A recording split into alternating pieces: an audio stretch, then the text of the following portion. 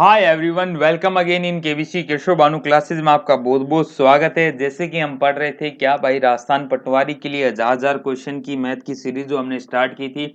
आज काफी दिन से उसमें थोड़ा सा ब्रेक लगा हुआ था, परंतु आज से हम उसको वापस स्टार्ट कर रहे हैं। तो हमने 250 क्वेश्चन ऑलरेडी फिनिश कर लिए हैं। जिन्होंने नहीं देखी है, प्लेलिस्ट में जाएं, 1000 क्वेश्चन मैथ देखें, वहां पे आपको हर 10 क्वेश्चन के पार्ट्स मिल जाएंगे। और ये क्वेश्चन हमने राजस्थान पटवारी के लिए बना रहे हैं, परंतु ये उन्हीं के लिए, सबके लिए उपयोगी है जो कांस्टेबल की तैयारी कर रहे हैं और साथ में उनके लिए भी जो रेलवे या एसएससी इनकी भी तैयारी कर रहे हैं। सब में इस तरह के क्वेश्चन आपसे पूछे जाते हैं। तो बिना टाइम वेस्ट किए थोड़ा सा फास्ट करते हुए क्वेश्चंस करेंगे। और क्वेश्चन नंबर 251 आपकी स्क्रीन पे है। क्या कह रहा है भाई? कह रहा है कि आठ जो व्यक्ति हैं, 8 व्यक्तियों की औसत आयु 2 साल है। 2 साल से बढ़ जाती है जब इनमें से एक व्यक्ति जिसकी आयु 24 वर्ष है एक नए व्यक्ति से प्रतिस्थापित हो जाता है। मतलब मान लो 8 व्यक्ति थे, 1, 2, 3, 4, 5, 6, 7 और 8वां व्यक्ति। इस 8वें व्यक्ति को क्या कर दिया इन्होंने? चेंज कर दिया मीन्स प्रतिस्थापित कर दिया। इसकी आयु क्या थी? 24 साल थी। ठीक है साहब। तो उससे क्या हुआ, इन सब की आयु क्या बन गई? औसत आयु क्या है? 2-2 साल से बढ़ गई। औसत आयु 2-2 साल से बढ़ना मतलब सबकी आयु 2-2 साल से बढ़नी चाहिए। औसत सबकी बढ़ी है तो सबकी भी 2-2 से बढ़ेंगी, तभी तो औसत 2 से बढ़ेंगी। तो मैंने मान लिया सबकी आयु क्या थी? 24 मान सकते हो, कोई प्रॉब्लम नहीं है इसमें। और सबकी आयु 24 थी, इसकी भी 24 थी। अगर इसको हटा के मैं एक 24 का बंदा लिया था तो सबकी औसत आयु उतनी की उतनी रहती। परंतु इसके साथ साथ ऐसा हुआ नहीं है। सबकी आयु 2 से बढ़ी है, इसकी भी 2 से बढ़ेंगे। तो सबकी 2 से बड़ी है तो डेफिनेटली जो नया आया हुआ उसको 24 तो चाहिए ही चाहिए। प्लस में 8 गुना 2 यानी 16 और ऐड करनी होंगी, क्योंकि व्यक्ति 8 हैं, सबकी 2-2 से बढ़ रही है। तो 24 + 16 आंसर क्या आया? 40 साल आया। ये इसका आंसर आ गया। आंसर आ गया 40 साल।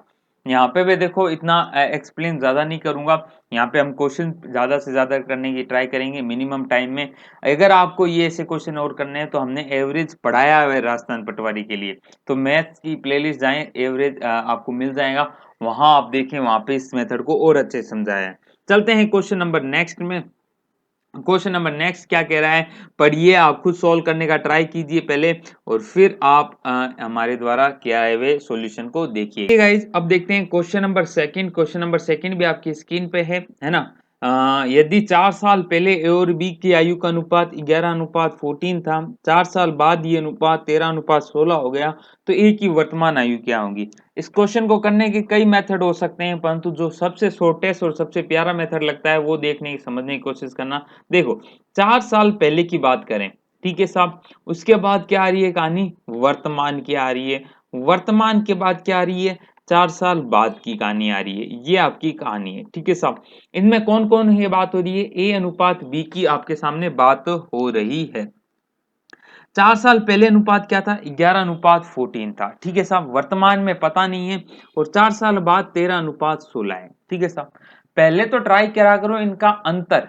किनका अंतर? इनका अंतर और इसका अंतर सेम आए। तो अंतर यहाँ ऑलरेडी सेम है। 11 और 13 का अंतर क्या आ रहा है? 2। और यहाँ 14 और 16 का अंतर क्या आ रहा है? 2 आ रहा है। मतलब ये जो दो अनुपात का अंतर आया है, या जो दो अनुपात हैं, वो किसके बराबर होंगे? वो सालों में निकालने की कोशिश करो। कितने सालों के बराबर होंगे साहब? तो ये जो दो अनुपात हैं वो साफ साल हैं। यहाँ पे देखो, 4 साल पहले से वर्तमान तक 4 साल, और यहाँ से वर्तमान से 4 साल बाद यानी 4 साल। तो टोटल 8 साल के बराबर हैं। बस ये क्वेश्चन इस तरह ही करोगे तो भी फायदा मिलेगा। ये क्या है? मतलब दो अनुपात आपके 8 साल के बराबर हैं। अब आप आराम से सब एक अनुपात की वैल्यू निकाल लो। तो यानी एक जो अनुपात है वो भाई साहब कितने के बराबर है? 4 साल के बराबर हैं। अब एक अनुपात अगर 4 साल के बराबर है, आपसे पूछा है ए की वर्तमान आयु। आपके पास अनुपात क्या है? 11 अनुपात है ए का। परंतु ये 4 साल पहले हैं, तो 1:4 के बराबर है। तो 11 अनुपात कितने हो जाएगा? 44 साल के बराबर हो जाएगा। तो ये तो आयु है ए की 4 साल पहले। 4 साल पहले वो 44 साल का था, तो वर्तमान में कितना हो जाएगा, 44 + 4 यानी 48 साल का वो हो जाएगा। ऑप्शन इसमें क्या हो जाएगा, ए। 252 नंबर क्वेश्चन जो है आपका आंसर उसका ए हो जाएगा। आई होप समझ गए होंगे, इसमें कोई प्रॉब्लम नहीं रही होगी। ठीक है साहब, करें अब क्वेश्चन नंबर नेक्स्ट। तो क्वेश्चन नंबर नेक्स्ट देखिएगा, आप पहले सोल्व करने का ट्राई कीजिए, उसके बाद मैं बताता हूँ। चलो, एकदम इजी क्वेश्चन, ऐसे क्वेश्चन हम पहले ऑलरेडी कर ही चुके हैं और ऐसे क्वेश्चन तो हमने बहुत सारे कर लिए हैं ना साहब। ठीक है साहब, चलो भाई, क्वेश्चन नंबर 253 देखो, आप सोल्व करने की कोशिश करो, आराम से हो जाएगा, कोई बड़ी बात है ही नहीं। देखो क्या कह रहा है क्वेश्चन, क्वेश्चन कह रहा है साहब, किसी वस्तु क्या क्रय मूल्य व विक्रय मूल्य का अनुपात 4:5 है तो लाभ प्रतिशत, यानी cost price upon selling price वो कितना है, 4:5 है। तो सिंपल सा लाभ कितना होगा, इसी को मानो कॉस्ट प्राइस, इसी को मानो सेलिंग प्राइस। तो 4 में खरीद कर 5 में बेच देता है, तो लाभ कितने का हो रहा है, 1 का हो रहा है। कितने पे हो रहा है, 4 का हो रहा है। गुना 100 करोगे तो आंसर कितना आएगा, 25%। लाभ प्रतिशत कितना आ गया, 25 आ गया। ठीक है साहब, यही तो होता है लाभ प्रतिशत। क्या होता है, लाभ बट्टे में सीपी यानी क्रय मूल्य इंटू 100, यही तो लाभ प्रतिशत होता है। तो यही लाभ प्रतिशत होता है। तो ऑप्शन नंबर 253 का डी हो जाएगा। सिंपल सिंपल क्वेश्चन था और कोई रामायण वाली बात नहीं थी। चलो भाई, क्वेश्चन नंबर नेक्स्ट देखो, सॉल्व करने का ट्राई करो, आप खुद ट्राई करें, ताकि आपको खुद का ट्राई किया हुआ ही आपको काम आने वाला है। ठीक है साहब, बहुत ही प्यारा क्वेश्चन है। 300 ग्राम शुगर विलियन में 40% शुगर है, इसमें और कितनी शुगर मिलाई जाए कि विलियन में शुगर का प्रतिशत 50% हो जाए। ऐसे क्वेश्चन बहुत पूछे जाते हैं, आराम से सोचने की कोशिश करना, इस मेथड को आप समझने की कोशिश कर लीजिएगा। ये मेथड अगर आप एक बार समझ जाते हो तो आपका काम बन जाएगा। देखो, 300 ग्राम है टोटल विलियन, ठीक है साहब, इसमें शुगर है और इसमें कितनी शुगर मिलाई जाए, तो शुगर है तो मैं सोच लेता हूं एक शुगर होगा। अब मान लेता हूं पहला मेरा एलिमेंट शुगर है, दूसरा मैं ये मान लेता हूं पानी है, मान लो पानी है। ठीक है साहब, है ना, और कितनी मिलाई जाए। पहला क्या है, 40% शुगर है, तो 40% शुगर है तो 60% क्या होगा, पानी होगा। ठीक है साहब, है ना। तो 40% शुगर है, 60% पानी है, अनुपात निकाला 2:3 आ गया। ठीक है साहब, कट करके अब इसमें कितनी और शुगर मिलाई जाए, शुगर ऐड करनी है आपको, ताकि अनुपात क्या हो जाए, 50% ये हो जाए शुगर, तो 50% पानी रह जाएगा, है ना। तो 50 से 50 कट करूंगा तो 1:1 आ जानी चाहिए। ठीक है साहब, अब देखो, यही क्वेश्चन बनने का, यही इस क्वेश्चन को सोल्व करने का तरीका है जो आपके माइंड में आना चाहिए। देखो, ये अनुपात 2:3 है, ठीक है, और ये अनुपात 1:1 है। अब ये आपका ओल्ड केस था, ये आपका न्यू केस है। अब इसमें देखो, आपने मिलाया क्या है, शुगर मिलाई है। शुगर और कितनी मिलाऊं कि मेरा अनुपात ये हो जाए, मिलाया केवल और केवल शुगर है। तो एक चीज ध्यान रखो भाई, जो पानी है या दूसरा जो मटेरियल है वो तो उतना का उतना ही रहना चाहिए। तो मैं क्या कर रहा हूं, मैं ये इसको पहले हटा देता हूं आपके लिए, ये 50% वाला तो आप समझ गए होंगे। मैं क्या करता हूं, पानी को बराबर कर लेता हूं दोनों केस में। कैसे सर, पहले पहले केस में पानी 3 है तो दूसरे केस में भी पानी को 3 बना लेता हूं। 3 कैसे बनाऊंगा, गुणा इस पूरे अनुपात को 3 कर देता हूं, तो ये भी 3 हो जाएगा, ये भी 3 हो जाएगा। अब पहले भी पानी 3 था, अभी भी पानी 3 है। अब इसको करने का लॉजिक क्यों है, क्योंकि भाई पानी नहीं चेंज हो रहा, चेंज केवल शुगर हो रही है। और शुगर चेंज कितनी हो रही है साहब, 2 से 3 हो रही है, यानी 1:1 का चेंज आ रहा है। अब 1:1 कितने ग्राम होगा, उसको निकालने के लिए आपको एक चीज और दी हुई है, वो है 300 ग्राम। आपको पता है आपके हिसाब से टोटल कितना है, टोटल विलियन कितना है, 2 और 3। टोटल विलियन आपके अनुसार से 5 अनुपात है, और यही 5 अनुपात किसके बराबर हैं, 300 ग्राम के बराबर हैं। तो 1:1 किसके बराबर होगा, 300/5, यानी कितना आ गया, 60 ग्राम के बराबर हो गया। इतना समझ में आया। क्वेश्चन अभी समझने में थोड़ा सा टाइम लग सकता है, बाकी करोगे ना तो यही मेथड्स हैं जो आपको बहुत जल्दी क्वेश्चन सोल्व कराएंगे। तो क्वेश्चन नंबर 254 का आंसर आप निकाल ही चुके होंगे।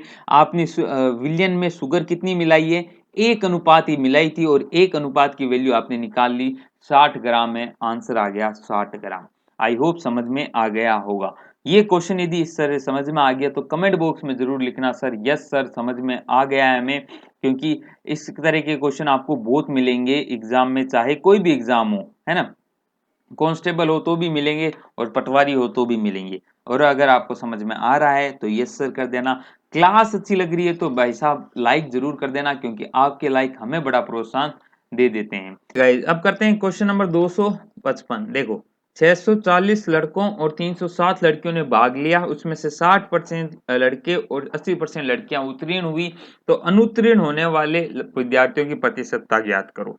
देखो लड़के कितने हैं, लड़के हैं साहब 640, 640 में से पास कितने हो रहे हैं, 60% हो रहे हैं, 60% पास हो रहे हैं तो फेल कितने होंगे, 40% होंगे। ठीक है साहब। ऐसे ही लड़कियां हैं, लड़कियां हैं वो कितनी है साहब, 360 है, पास कितनी हो रही है 80% और फेल कितनी होगी 20%। तो देखो फेल होने वाले निकालने हमें प्रतिशत, तो पहले हम देख लेते हैं 640 का 40% कितना होगा। तो एकदम सिंपल है, ये कितना हो गया, 4 80 लगी एक, 6 24 और एक 25, 256 लड़के तो फेल हुए हैं। लड़कियां कितनी है, इसका 20% निकालूंगा तो 36 दूनी 72, 72 लड़कियां हैं जो फेल हुई है।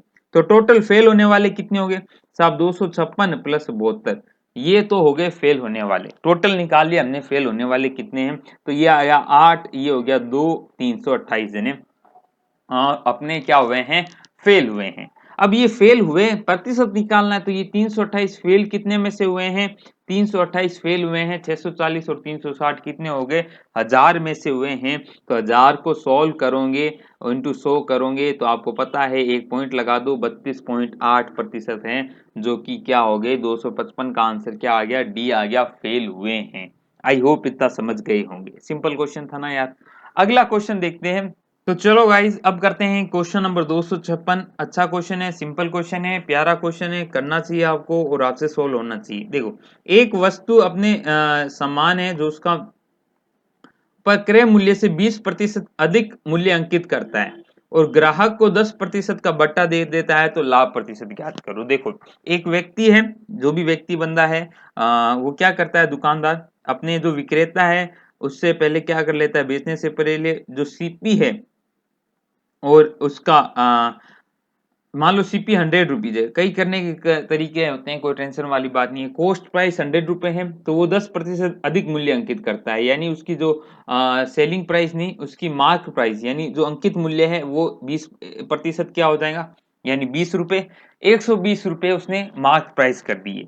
अब उसको ग्राहक को 10% का बट्टा दे देता है, तो बट्टा किस पे दिया जाता है, अपने जो अंकित मूल्य होता है उस पे दिया जाता है, यानी मार्क प्राइस पे दिया जाता है। तो 10% का बट्टा दे देगा तो बेचेगा कितना, तो 120 का 10% हमें पता है कितना हो जाएगा, 12 हो जाएगा, 12 बेचेगा तो 108 रुपए में बेच देगा वो। तो एकदम सिंपल क्वेश्चन था, 108 रुपए में बेच दिया। अब उससे पूछा है लाभ प्रतिशत निकालो, तो जब सीपी 100 होता है तो डायरेक्ट निकाल सकते हैं, 100 में खरीद कर 108 में बेच रहा है तो लाभ कितने का हो रहा है, 8, तो 8% इसका आंसर हो जाएगा।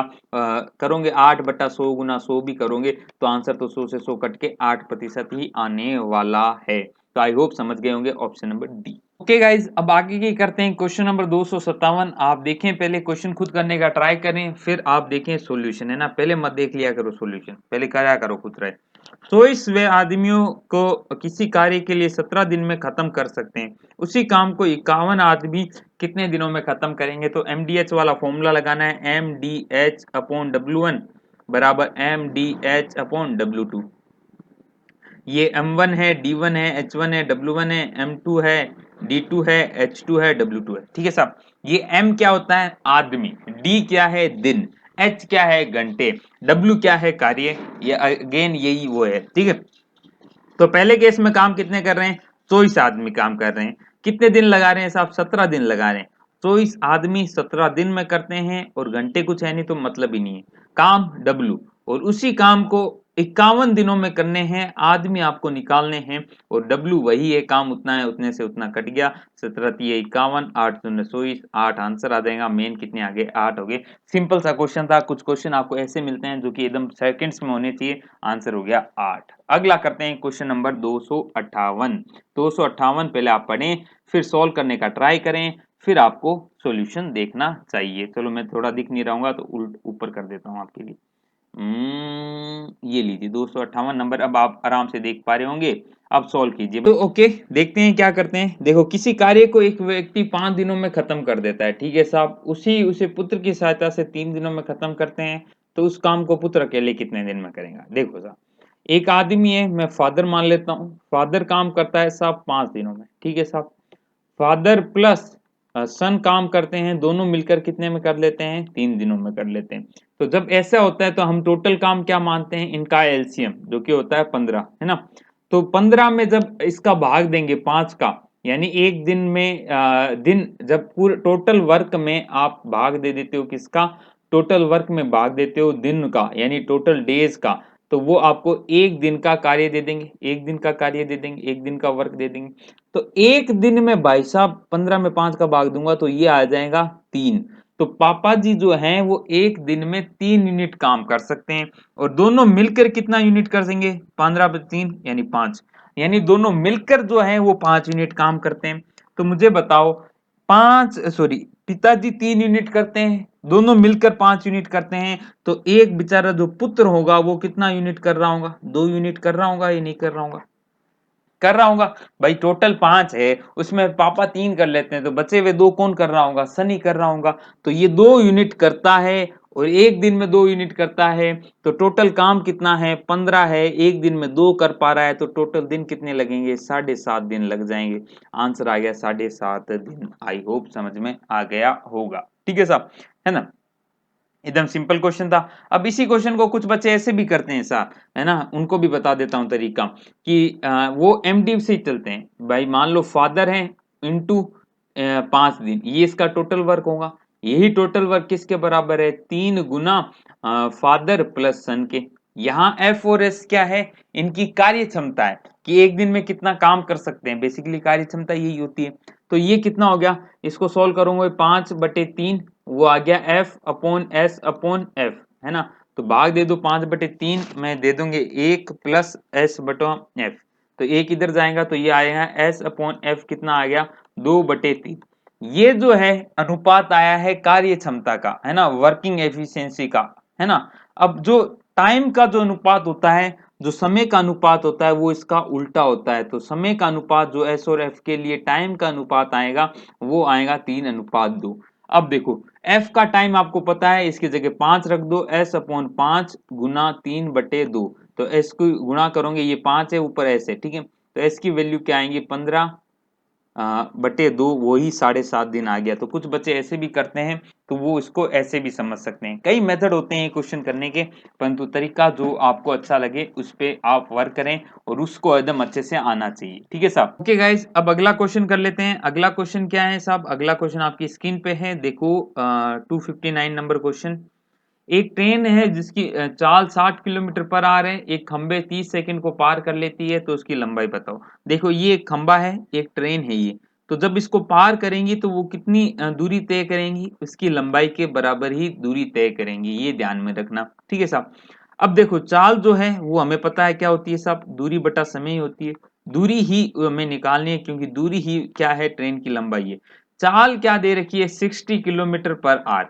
अब ध्यान रखो, समय आपको 30 सेकंड दिया हुआ है, समय 30 सेकंड यानी सेकंड में दिया है, चाल आपको किलोमीटर पर आवर में दी है। तो यही गलती हो जाती है भाई साहब। गलती क्या होती है? गलती ये होती है कि आप ये नहीं देख पाते कि आपको चेंज करनी है यूनिट, यूनिट सेम होनी चाहिए। तो 60 किलोमीटर पर आवर को पहले चेंज करो मीटर पर सेकंड में, तो क्या गुना करनी होगी? तो ध्यान रखो, किलोमीटर पर आवर को मीटर पर सेकंड में चेंज करना है, तो आपको गुना करनी होती है 5/18 की। और जब मीटर पर सेकंड दिया हुआ हो, उसको किलोमीटर पर आवर में चेंज करना हो, तो गुना कर देना हमेशा 18/5 की, ठीक है साहब। यहाँ आपको गुना करनी किसकी पड़ेगी? इसको लिख लो, अपने नोट्स में लिख लो, काम की चीज है, इस चीज को लिख लिया है ना, ठीक है साहब। अब किलोमीटर पर आ रहे मीटर पर सेकंड में चेंज करने के लिए इसको गुणा कर दो, 60 को गुणा कर दो 5/18 से, ठीक है सर। कट रहा है, काट दो, 6×18 10, और ये कितना आ गया? 50/3 आपकी चाल आ गई मीटर पर सेकंड में। अब आप क्वेश्चन सोल्व करो। अब क्वेश्चन सोल्व करने में कोई अंतर नहीं आएगा, गलती भी नहीं होगी। क्या क्वेश्चन सोल्व करना है? चाल बराबर दूरी, चाल कितनी है? 50/3, दूरी हमें निकालनी है x, और समय हमें पता है कितने समय में? 30 सेकंड में। तो अब सोल्व कर दो, ये इससे 10 कट गया, और x की वैल्यू कितनी आ गई 500 मीटर। तो 500 मीटर इसका आंसर आएगा। ट्रेन की लंबाई जो है वो आएगी 500 मीटर। ये आपका क्वेश्चन नंबर 259 भी सॉल्व हो गया। आई होप आपको आज के क्वेश्चन समझ में आएंगे। क्वेश्चन नंबर 260 ये करना है आपको, ये आपका होमवर्क है। क्वेश्चन नंबर 260 आपका होमवर्क है। एक घनाभाकार बक्से की विमाएं 1:2:3 के अनुपात में है, तो इसका वक्रपृष्ठ का क्षेत्रफल 88 सेंटीमीटर स्क्वायर है, तो इसका आयतन होगा। जिन्होंने हमारी क्लासें ली हुई है ना, किसकी, क्षेत्रफल की पटवारी के लिए, वो तो सेकंड्स में बना देंगे। अगर आपने नहीं ली है तो जाके आप जरूर लें, आपको बहुत फायदा होने वाला है। तो आज की क्लास में इतना ही। जल्दी कराता हूँ, थोड़ा फास्ट कराता हूँ, उसके लिए माफी। नहीं समझ में आए तो कमेंट बॉक्स में डालना, अगले किसी वीडियो में आपको सॉल्यूशन जरूर मिलेगा। तो आज के लिए इतना ही, मिलते हैं नए लेक्चर के साथ, तब तक के लिए अलविदा। जय हिंद, जय भारत।